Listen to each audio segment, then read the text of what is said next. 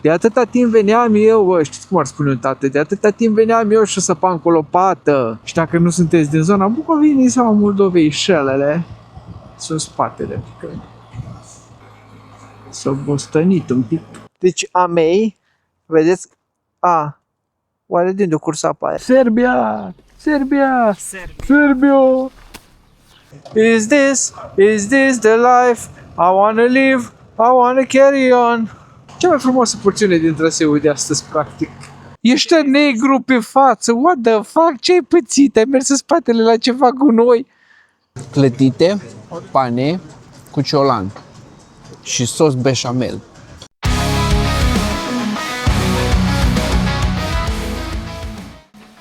Bau! Mergi un pic gramă. Nu! Pa. Nu plec! Ne vedem peste săptămână. Pa. Să ai un sărbători fericite și Paște fericit. Te aștept, te invit să mă aștepți afară ca să mă echipezi. Închid garajul.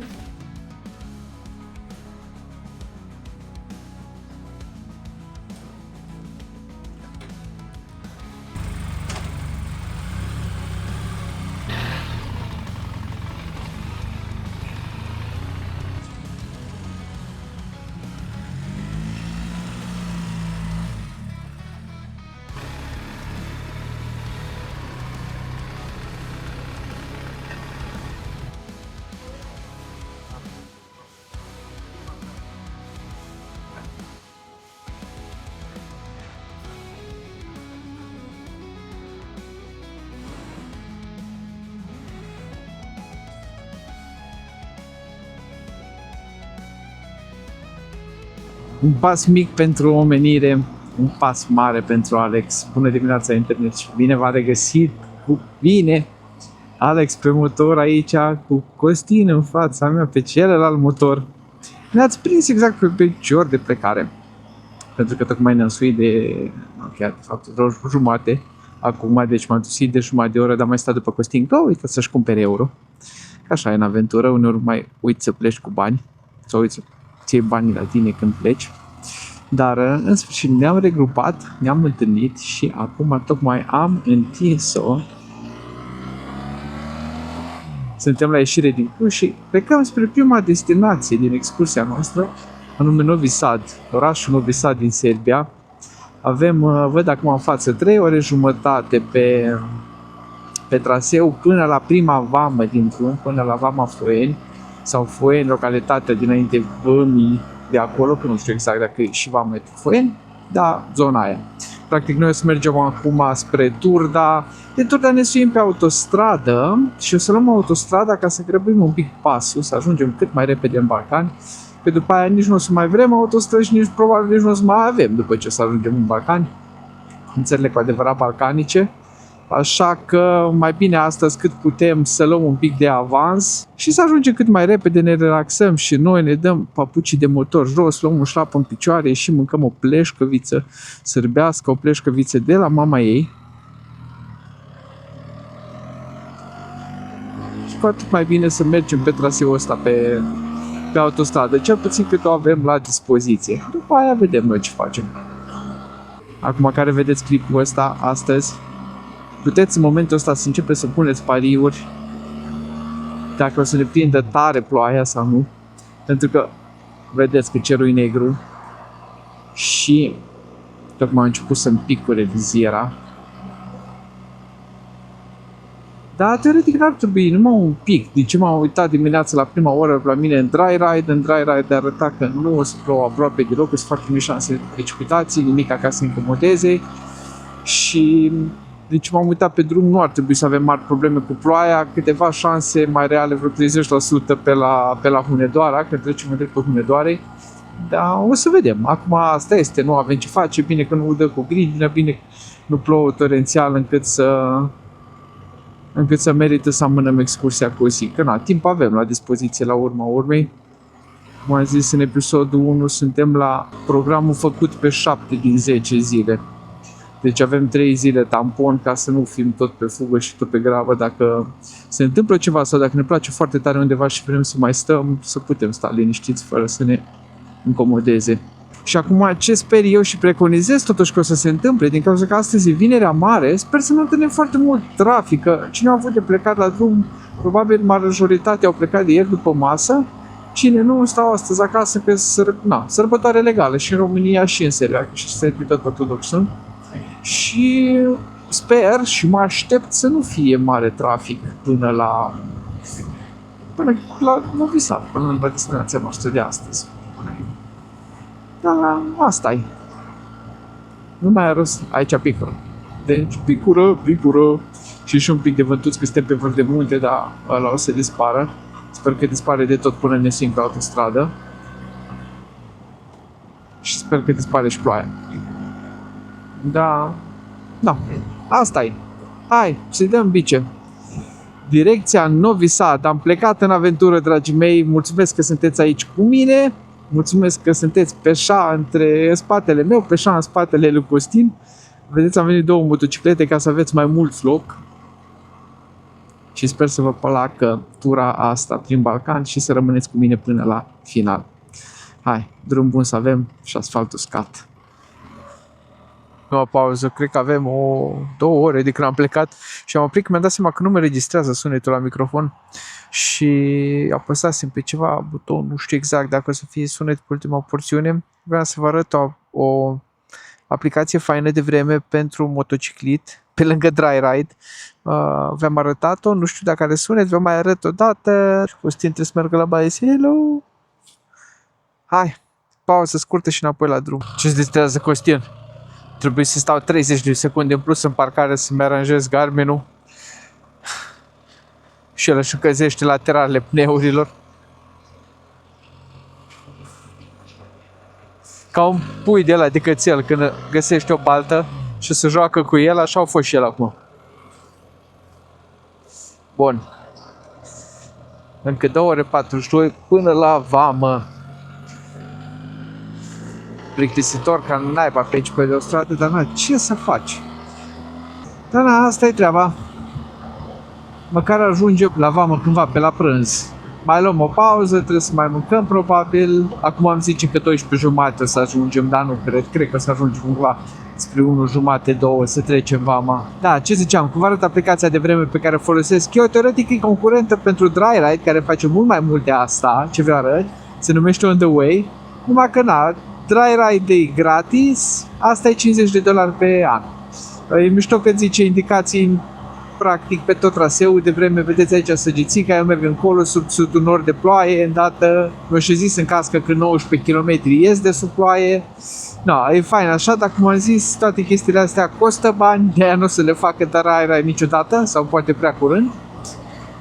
Dar dacă aveți $50 pe an de dat pe o aplicație de vreme, e foarte faină și vedeți că merge cu CarPlay-ul meu, adică merge pe CarPlay și e super utilă pe chestia asta, că tot fac switch între ea, din ea când merge cu ploaia, am făcut switch, mi-a zis din prima 35 de km, o să merg prin showers, adică dușuri, adică ploaie, după care se oprește și merg subînorat. Hai, înapoi la drumul nostru. Și gata cu prima parte de autostradă pe astăzi, ajungem aici la marginea unde se întrerupe autostrada Deva-Timișoara, de se chinuie de 10 ani de zile să sape asta 2 tuneluri și de pe anul trecut cred că au început să sape efectiv la ele, să lucreze efectiv la ele. E o porțiune de, nu știu câte, 7, 10, 11 km, ceva de genul, să trebuie să treci cu deal pe aici și o să fie un trafic infernal și am 2 tiruri în față și nu o să le depășesc. Pentru că dacă o să le depășesc acum, o să trecem dealul ăla foarte aglomerat cu bară, trafic bară la bară, tirurile la 200 să sufle în ceafă. Și așa că prefer să le suflu eu în ceafă, să păstrez eu ce distanță am nevoie de ele și să am mașini mici în spate decât să stea ele să sufle mie în ceafă. Bueno. Și după asta să facem prima pauză mai serioasă din zi. Aer! Cât de o oră jumătate tot merg cu viziera închisă. După asta o să facem prima pauză mai serioasă din zi, să alimentăm, că eu mai am range 134 de kilometri. Costin mai are 2 liniuțe range, nu știu ce înseamnă aia în kilometri, dar ar fi vrut să pun o benzină acum, dar n-am găsit. Aici o să fie la 2 tuneluri. Nu vine acum, gândeam că ceva, când vin noi botezăm tunelurile, nu le se pot, numai le botezăm. De atâta timp veneam eu, știți cum ar spune un tată, de atâta timp veneam eu și săpam cu o lopată. Exact așa mă simt și eu. Mamă, ce vreme încolo. Și noi exact în partea aia mergem. Acum când oprim să alimentăm și mutarele și pe noi, cu sandvișuri și cafele, o să-mi iau și eu costumul de ploaie, că speram, știam că plouă în Novi Sad după masa asta și în partea asta de nord al Serbiei. Am tot sperat că o să se elibereze vremea până ajungem noi, se pare că nu, la cum snuria e acolo. Așa că ar trebui să am costumul de ploaie pe mine și eu. A început să fie și frig. Că am trecut dealul ăla, am ajuns iar pe drept și în 4,7 km lungime iar pe autostradă, dar în partea asta a început să fie frig, mi arată 15 grade, da, într-adevăr plouă. Cred că problema e că bate vântul destul de, nu aș zice tare, dar simt așa răcoare pe la Șelești. Și dacă nu sunteți din zona Bucovinei sau Moldovei, șelele sunt spatele. Întâi să bea fetele astea două, abia așa la Costin ceva. Și după aia mergem noi să bem o cafea caldă. S-o și răcorit, parcă m-am zgribulit un pic. Livrare specială pentru azi. Mâncare de drum de la Focaccia Factory din Cluj. Sandvișurile mele preferate cu focaccia. Logic. Și pe lângă asta, costum de ploaie. Filmează pe tine, ești fericit? Da. Și eu îmi văd reflexia în camera, în display-ul tău. Arăt ca un prezervativ. Uriaș, verde, fosforescent. Stai. Trebuie să-mi pun toate și mi-am băgat toate în buzunare. 2 secunde te rețin. Dacă îți place videoclipul ăsta și vrei să mă ajut să cresc canalul, am să te rog să rămâi până la final. Și dacă rămâi, YouTube o să-ți recomande alte 2 videoclipuri de pe canalul meu, din proiectul Alex pe motor, care cred el că o să-ți placă și mai tare. Partea proastă e că am venit cu Adidas și ca să nu mă doară picioarele. Filmez? Da. Să nu mă doare ceva probleme, ce am eu la un nerv la talpă, care mă doare după câteva ore de purtat cizme. Și bineînțeles că ăștia m-a intrat tătapanii. Și seara trebuie să ajung la cazare să o rog pe tanti să-mi pornească căldura. Go now. Să-mi pornească căldura, să usuc papuci până mâine dimineață. Și am stat și ne-am discutat aici și am povestit cu Costin și am decis să nu mai mergem pe autostradă. Am mai fi avut, nu știu, câte o jumătate de oră, o oră de autostradă. Nu știu câte, de aici până la Timișoara pe autostradă. Dar am zis, hai să nu mai mergem, că dacă mergeam pe autostradă, mai aveam 3 ore jumate până la Novi Sad, fără autostradă mai avem 4 ore. Deci o jumătate de ore diferența a trecut și fără autostradă. Și am zis, hai să mergem fără, că și așa ne-am plictisit, din nou sărit ochii din cap. Mai bine face cu jumătate de oră mai mulți. Și venim pe ruta scenică. Dau drumul la încălzire în mașoane. Ok, este mai răcurit, 12 grade. Erau 19, 18 dimineață, am văzut pe aici în bord când am plecat din Cluj-Napoca, așa cum azi 12 și plouă. Și am nevoie de un pic de căldurică în sufletul meu. Am să băgat unul în altul, ca bostanii. Așa-i? S-a bostănit un pic. Au fost tot timpul autostrada, nu contest. Ne-au apropiat de granițe, de vamă. Da, cred că e suficient pentru o zi. Mai ales că de-abia e 12 jumate ora și până de seară mai avem timp suficient să facem restul de 250 de km rămași. Deci odată Domnul să oprească sau măcar să se mai domolească și ploaia asta acum la ieșire sau intrare în Lugoj, în zona asta cu Lugoj, cred că intrăm pe variantă. Că de ultima dată de când am vorbit plouă continuu și picioarele mi smurate, efectiv, simt cum îmi stau degetele, cârnăciorii de la picioare într-o baltă de apă, efectiv. Dar nu nimic, ca mâine o să fac o bobească, cum învăța părinții când eram mic și o să-mi iau 2 pungi, 2 sacoșe, mi-au ciorat pe uscat, să-mi bag picioarele în sacoșe și sacoșele cu picioarele le bag în Adidas și am scăpat. Mi-am făcut singur Adidas și impermeabil de pe uși. Și asta este. Nu-mi vine să cred, cer albastru. Nu credeam că o să-l mai văd vreodată. Trecut de Lugo și se vede un pic de albăstreală. Bine, acolo e negru, într-adevăr, dar încolo e albăstreală. Sper din suflet că în stânga merg și nu în dreapta. Că mi-a ajuns cu ploaia pentru o zi. Nu a ajuns. Nu vreau să mă laud prea repede, dar am soare. În sfârșit am soare. Că atât am mers spre ploaie de m-a săturat pentru tot anul. Și în sfârșit a ieșit un pic de soare. Mai avem 30 de kilometri până la Timișoara. Trebuie undeva să trag pe dreapta să-mi aranjez dopurile în urechi pentru că nu izolează bine și mă deranjează. Aud mult vânt. Dar am zis să mai merg încă 11 minute ca să avem o oră de mers de la ultimul drum pas, să nu opresc la mai puțin de o oră, pentru că așa, când ai autism, mai tot felul de reguli de genul ăsta în capul tău. Da, asta am vrut să vă arăt. Mulțumesc, timișoreni, mulțumesc frații mei, bănățeni, pentru soarele ăsta minunat cu care ne primiți. Că atât am scârbit de ploaie azi. Sper să și țină. Sper să și țină, măcar până la Novi Sad.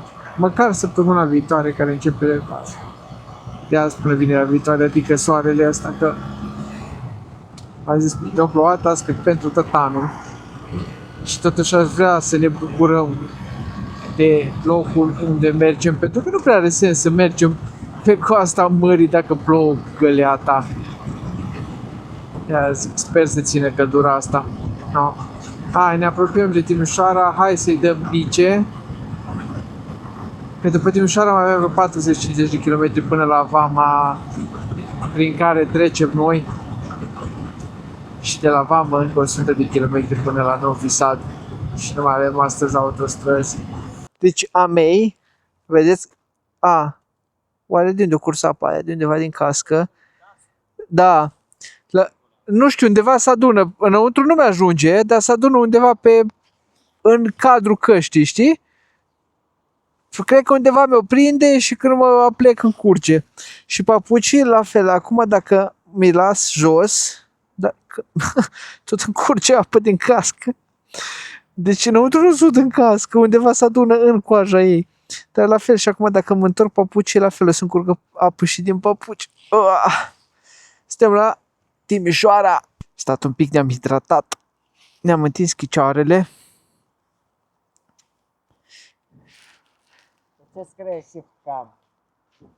Că e cu tehnologie Shift Cam. Ce? O tehnologie. Fel de Bluetooth. Un fel de Bluetooth, da.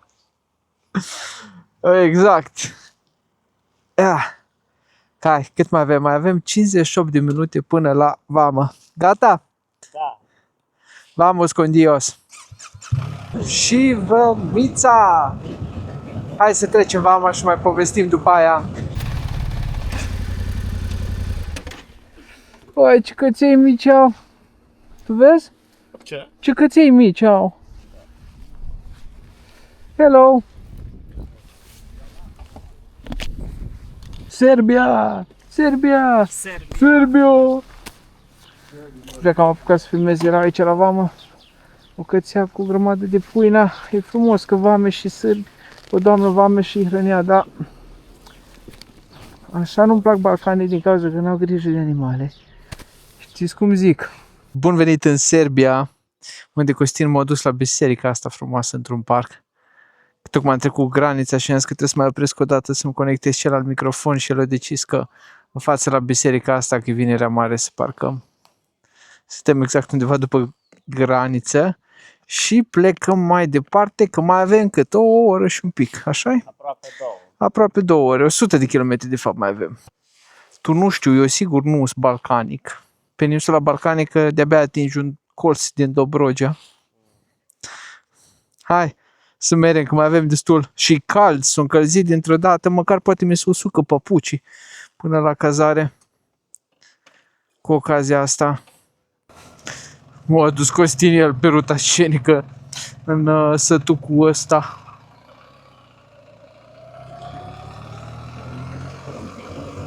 Cățel!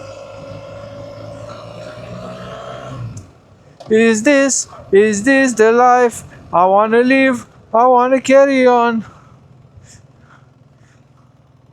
Undeva în Balcan ține bine de bani sau cum era? Trebuie să ne mișcăm, să ieșim din... uite, o oră jumate mai avem, nu două.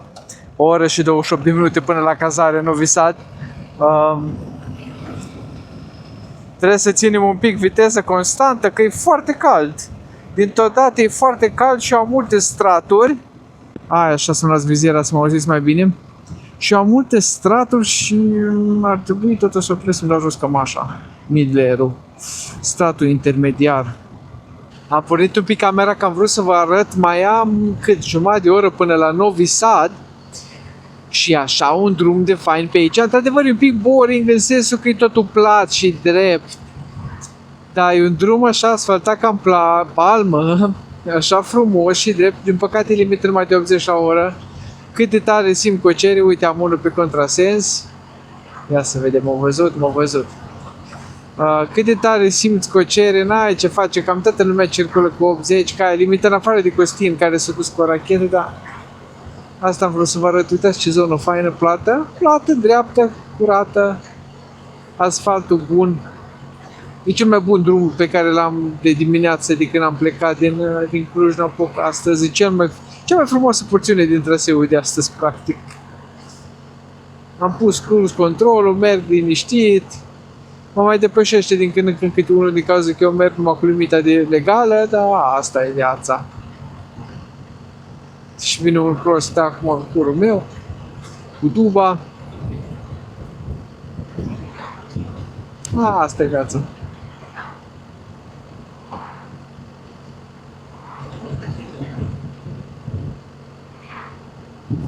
Hai, du-te, tău.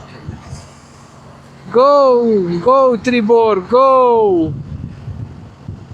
Eu nu vreau să-mi cheltui banii de concediu pe amenzi.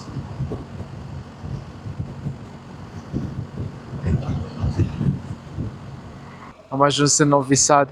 Prima oprire din excursia asta, prima noptare. Pe Costin l-am pierdut pe undeva prin față, cred că trebuie la Budătare. Numai că el nu a vorbit cu doamna de la cazare. Și doamna de la cazare nu știe când noi ajungem. De-aia se grăbește, nu-i nimic. Am pornit camera să vă arăt Novi Sadul, primul oraș mare din traseul nostru, pe care îl vedem în colecția asta de vloguri. Cum am îmbărligat, e verde. Scuze, nu pe acolo, pe aici. Așa. Să mă duc în dreapta și eu. Nu, uite, asta nu e urât, zona asta. Era cam comunistă partea prin care am intrat în oraș, deși e așa foarte verde și aerisit și simți că e un oraș plat, nu pe dealuri. Dar acolo prima parte era așa un pic cam comunistă și brutalistă, de-aia nici nu am pornit la timp filmarea, dar uite, aici începe să mai arate a European City. Ciudad European. Aici undeva în dreapta, la 2 minute, 390 de metri trebuie să fie cazarea noastră. Zona e foarte faină, tinerei, cafenea, restaurant, minunat, motocicliști.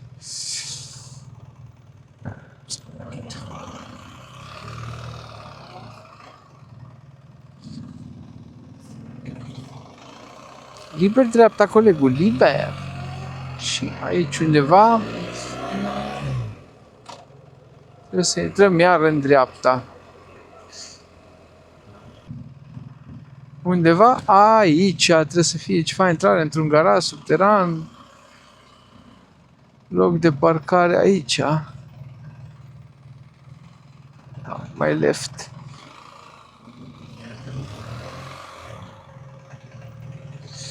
Bun! Bine am ajuns în Novi Sad. e primul oraș din excursia noastră Road to Dalmatia. Ți-o căzut mânușa?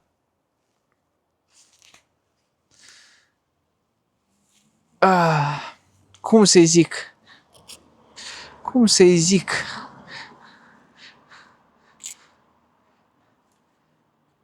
Nu vezi, nu auzi, ești negru pe față, what the fuck, ce-ai pățit? Ai mers în spatele la ceva cu noi? Zici că vezi că n-ai voie blackface, bă, de acum e rasist. Nu. Nu știu unde te grăbești, că femeia nu știe că ajungem. Îți făceam semn să intrăm într-o benzinărie, să luăm o cafea. Dar nu vezi blițuri, n-auzi claxoane, nu nimic. Și claxoanele le-ai auzit? Hai că-i scriu la femeie că suntem aici.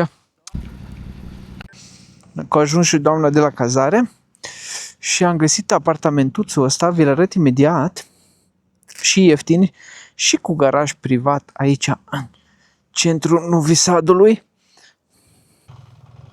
Ce fain! Parcare privată, ne doare la patină.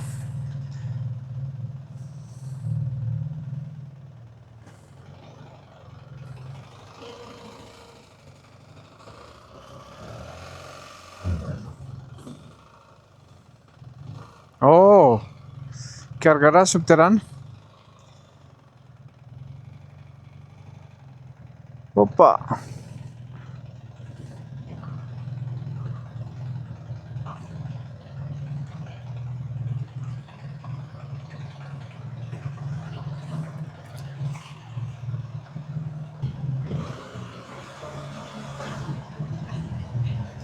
Awesome! Sorry? Great! We'll get the luggage later. Yeah. No, ăsta e apartamentul 55 de euro în Novi Sad, 55 de euro pe noapte, avem un living, ați văzut că avem garaj cu parcare privată, balcon, bucătărie cu tot ce ai nevoie. De ideea asta open space, cum se practică acum. Camera lui Costin și-a găsit deja patul. E aia de pe patul de musafir, da. Un prosop de la de bucătărie. Celălalt dormitor și baie. Ce-o zis că e dotată cu tot ce trebuie și avem prosoape și tot. Și ăsta e dormitorul meu de adulți. Și Doamne ajută, e suficient, mai ales pentru o noapte. Hai să mergem la motor, ne luăm bagajele, ne odihnim o oră și mergem să găsim ceva sârbesc de mâncare. Și iată ne ieșiți pe bulevard. Ce frumos e orășelul ăsta! Noi suntem aici, cazați pe străduța asta și ăsta e bulevardul practic de care aparținem. Da, am ieșit să dăm o tură, să vedem un pic că suntem aproape de centru-centru, ceea ce presupun eu că e centru-centru al Novi Sadului, și după am primit o recomandare de restaurant de la doamna de la care suntem cazați, undeva la 350 de metri de noi. Deci, super tare. Hai să vedem un pic orășelul și să mergem să mâncăm. Mi-am dat seama că bulevardul ăsta nostru, pe care tocmai vi l-am arătat din capătul celălalt, e plin de restaurante. Era plin de restaurante aici, unul după altul. Și da, fast food-uri, restaurante, chestii de genul ăsta, plin de motoriști. Azi nu ne-am întâlnit cu niciun motociclist, cred că până n-am ieșit din țară. Cred că eram singurii proști pe toate. Nu, la Timișoara mai erau. La puțin, da. Da. Da, până la Timișoara nimeni, eram singurii proști pe ploaia aia cu motoarele. Pe autostradă e și greu să-i mergi. Da. Hai să vedem unde se vede turul. Hai să mergem încolo. E un oraș extrem de mic, dar foarte activ, vezi? Da, da. Și ce bine arată pâinețurile alea de acolo. Burec și de astea, cred că. Mai o păcănea, mai o farmacie. Mă simt ca acasă. Ca în București, sector. Da, în București până aibă, ca la mine în Mărăști. Sau, da. Mamă, alte pâinețuri și aici. Ia vezi ce nebunie. Bă, și la ăștia le plac pâinile. Putea să merg și eu într-o țară unde nu le place pâinea, să nu am tentații. Da, e foarte mișto oraș. Dar are un vibe. Are un vibe. Nu mi se pare chiar așa mișto în sine. Zici că arhitectură sau cel puțin partea asta pe aici pe unde suntem noi. Dar are așa un vibe. Sunt foarte mulți tineri, aia cred că ne place. Da. Ce poți filmezi pe stradă fără să-mi fie rușine, că nu mă cunoaște nimic. Fără să mă inhib.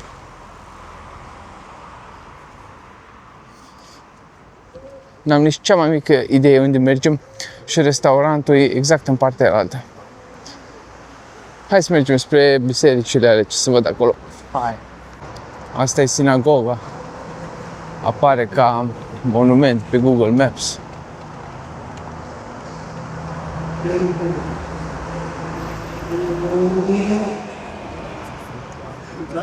Nu, mare, frumoasă, aranjată. Că ajungem aici într-o piață cu ceva clădire impunătoare și ceva mall. Și eu mă uit în paralel acum pe Google Maps să văd ce naiba îi. Deci ăla ce se vede acolo e Teatrul Național și clădirea aia ce se vede acolo din piațetă, da, cu biserica lângă, îi spuneți-mi voi ce scrie aici. Că aia e. Da, mai departe nu știu să vă zic.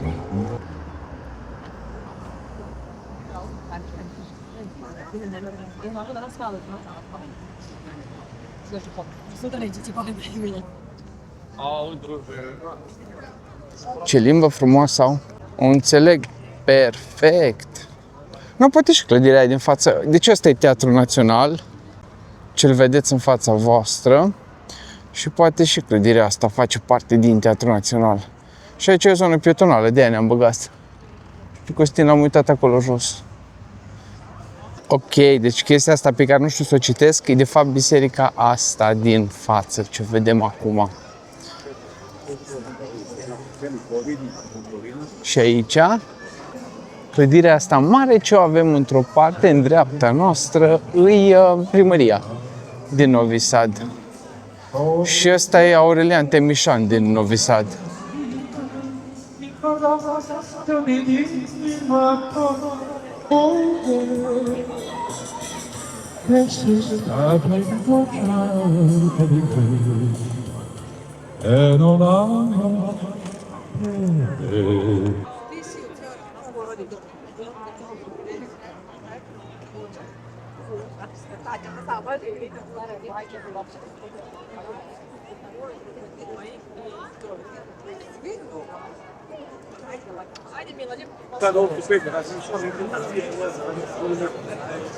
Asta e chestia ce-o zis, ce am văzut pe net.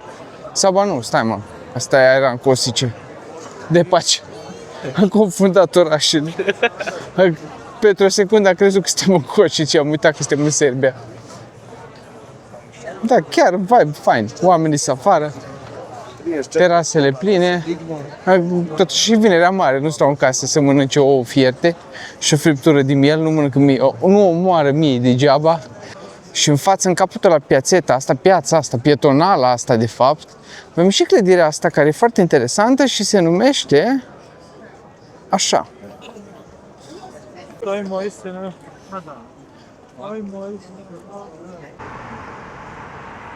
Stai, că e roșu încă. Știu sigur clădirea asta îi place foarte tare Iuliei cu atâta verdeață pe ea, pe exterior.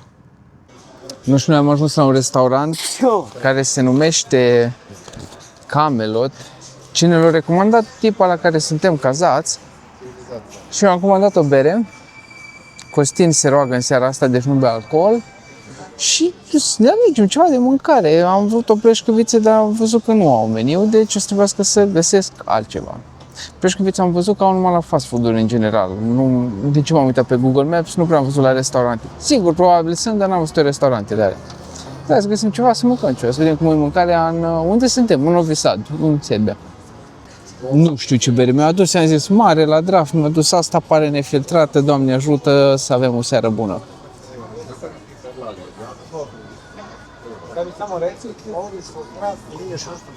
Mi-am comandat ceva ce pare a fi clătită, că am văzut că sunt foarte înnebuniți după clătite, de o clătită sărată, din ce înțeleg eu din meniu, făcută pane, adică prăjită în pâine, uite, artificii.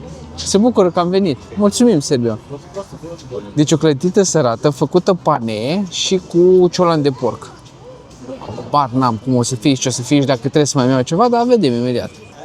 Deci astea sunt clătitele mele pane cu ciolan și Costin are aici coaste mici. Ce nașpa sunt. Îs groaznice. Se vede pe fața ta cât te-ai înroșit, cât îți din nașpa, arată super bine. No, nice, poftă mare să avem și vă zic exact și cu mâs. Clătite, pane cu ciolan și sos beșamel. Ce poate să nu fie bun? E superbe, deci nu bune, e superbe. Așa close-up cu contentul. Deci nu glumesc, clătite, pane cu ciolan. S-o nebunie. Și o costat 790 de dinari sârbești, care înseamnă, vedeți aici, 6,74 €. Deci îs moca. De sincer, nu îmi place mie mâncarea, dar clătitele astea chiar sunt extraordinar de bune. Notați-vă acolo pe Novi Sad, sărvați restaurantul Camelot din Novi Sad pe Google Maps, când aveți drum pe aici, intrați și încercați chestia asta, că e nebunie curată. Da, dragilor, cam asta a fost pentru astăzi. Dacă ați rămas până aici, să vă mulțumesc foarte mult. Pur și simplu grazie, serios m-am bătat. Dacă ați rămas până aici, vă mulțumesc foarte frumos. Dacă nu sunteți abonați, să vă rog să luați în considerare să-mi lăsați și o abonare. Puteți presiuni butoanele de jos, de like, share. Dacă vreți să sprijiniți canalul, aveți acolo și un buton de join de sub. Cam asta a fost pentru astăzi. Sper că v-a plăcut prima zi din Balcani, cum ne-a plăcut și nouă. La fel de tare cum ne-a plăcut și nouă. Chiar dacă a fost vremea cum a fost în prima parte a zilei, per total a fost o zi superbă. Și o tură superbă până aici, aproape 500 de kilometri. No, ce să zic. Până mâine, să fiți cuminți, aveți grijă de voi, fiți buni cu voi, fiți buni unii cu alții și apă, paie și bătaie și asfalt uscat și ne vedem la prima oră că plecăm mâine spre Sarajevo.